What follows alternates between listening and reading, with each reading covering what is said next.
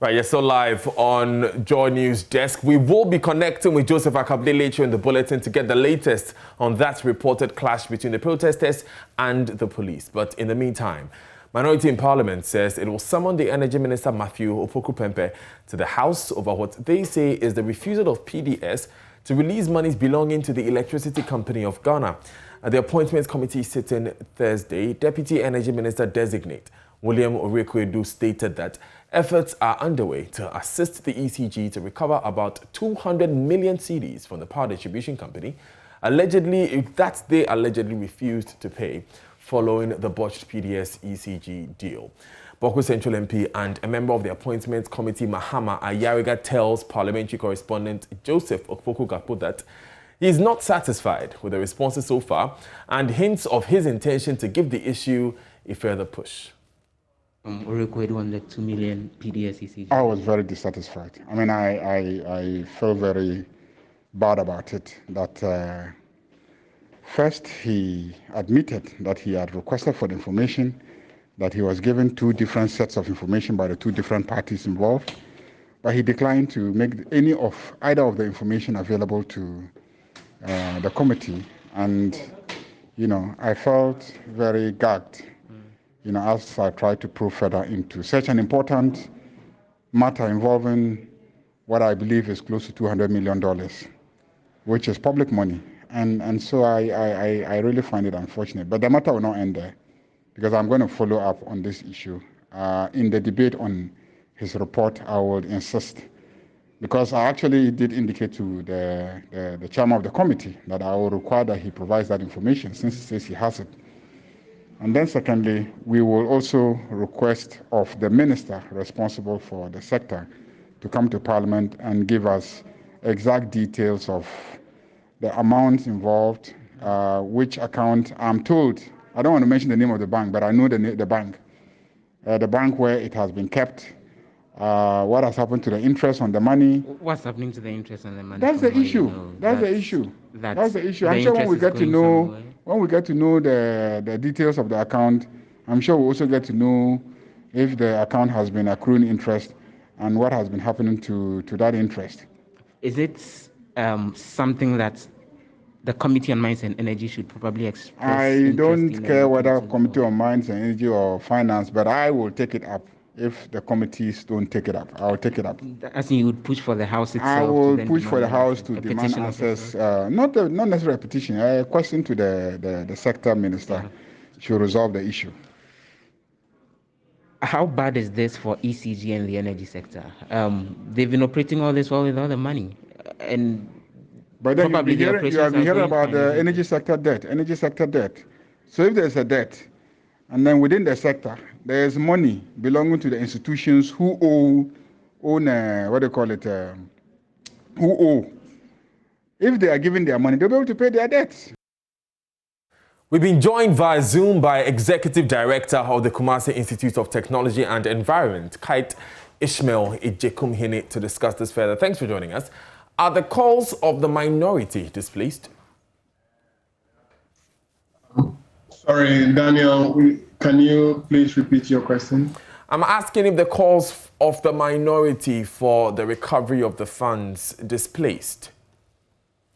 No. I mean, Daniel, it's been how many years now? The deal was terminated in October 2019.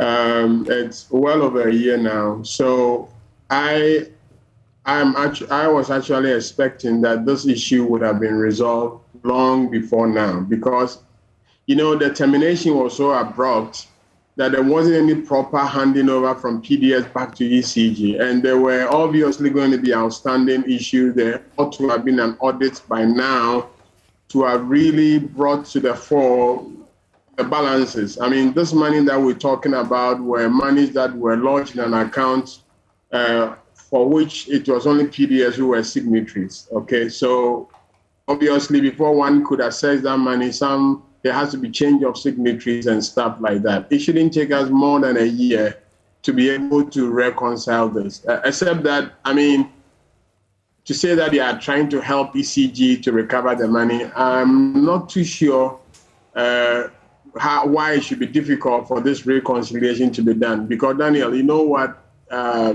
Obviously, PDS would want to lay some claim on some of the money, because look, the PDS story, I am very convinced that we haven't seen the back of it yet, because definitely PDS guys will want to lay some claim to some investment they probably would have made, some expenses they may have incurred, but this ought to have been resolved by now. You present your expenditure, whatever you incurred during the period, and those balances ought to have been thrashed out by now. So I definitely think that, I don't think it's out of place. Somebody ought to have told us this by now. That question will have to be answered. We need to know, you can't hold money that belongs to, if money belongs to ECG, it belongs to the state. So I think it's on point for anybody to want to know what exactly is the state of affairs.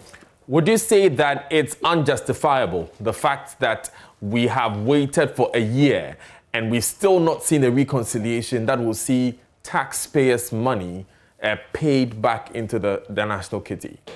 Unless I know exactly what has led to this long delay, I wouldn't even talk about whether it's justifiable or not. You see, Daniel, there was a deal that went bad, okay?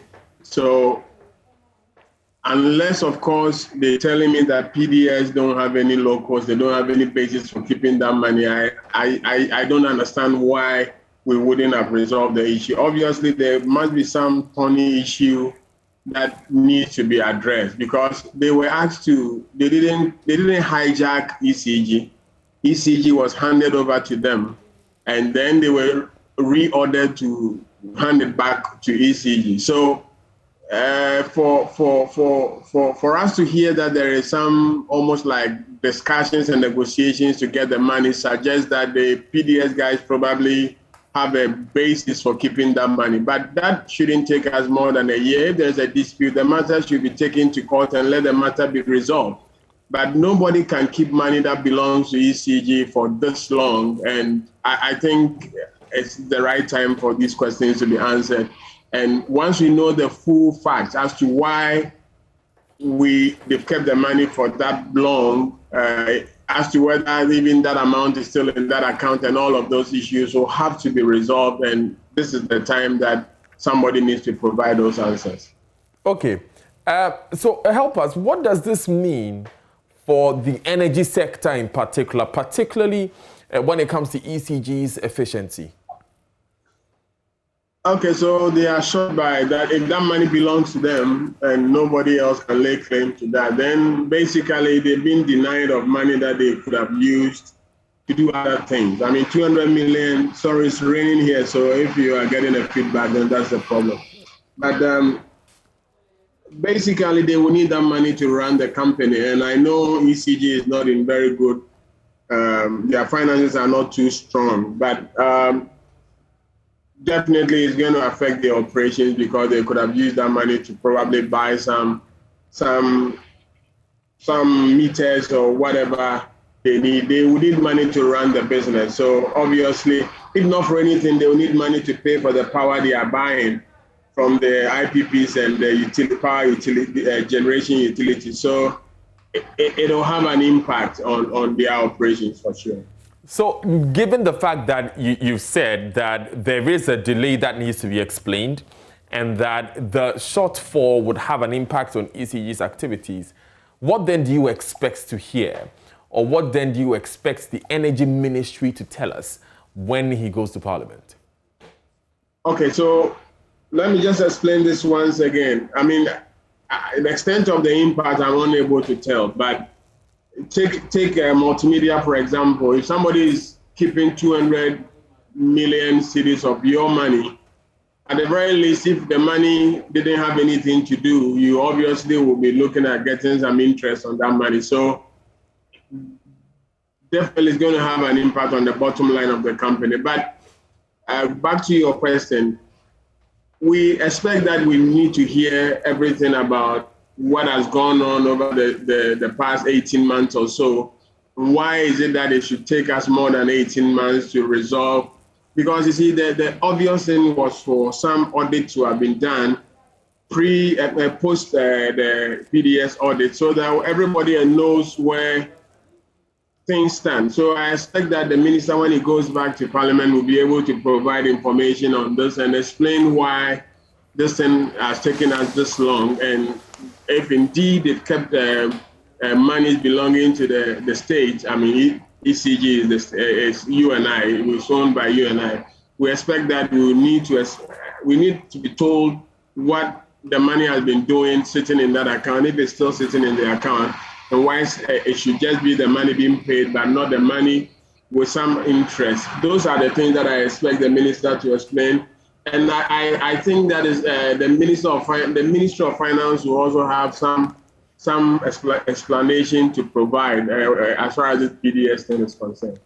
Mr. Jacomini, finally, you mentioned earlier that it is your suspicion that the PDS matter has not been fully resolved and that we have not seen the end of this issue. Would it be advisable for perhaps a higher authority like the presidency to commission a probe into this, or maybe Parliament to have an official probe into this entire PDS arrangement to not only resolve issues like this, but to also hold persons responsible if need be? Well, I wouldn't preempt that, but what I know is that and the Minister of Information told us not quite long ago that they've heard that the PDS guys are getting ready to go to court. I mean, the Minister of Finance, Minister of Information said that. And the reason why I'm saying this is that I think they would want to say that the termination was unjustifiable, it was illegal, and they would want to probably get something back. But that's where it's going to take us to everybody getting to the bottom of the matter. As far as the government is concerned, they think that they know why the deal had to be terminated, and they've told us that. So basically, I don't think they will be willing or they'll be interested in doing that, because they're saying that there was illegality or fraud perpetrated by the PDS guys that necessitated a termination. So I'm not too sure whether they will have the appetite for another investigation when they think they know what led to the cancellation of the deal. But what we need to establish is, for example, PDS will have to account for that 6-month period that they were in charge. And then that will take us to why some monies are being held up in a certain account that they only are signatories to. So obviously, some more explanation will have to be given now that the issue has been brought to the fore. But I expect the PDS reaction to come when they are being forced to release monies and all of that, because I think there will be a pushback from PDS, or they would want to also tell us why they are keeping the money, because that will have to be explained. Otherwise, it really doesn't make sense why money that they themselves know that belongs to the company should be kept somewhere and nobody will be able to access it.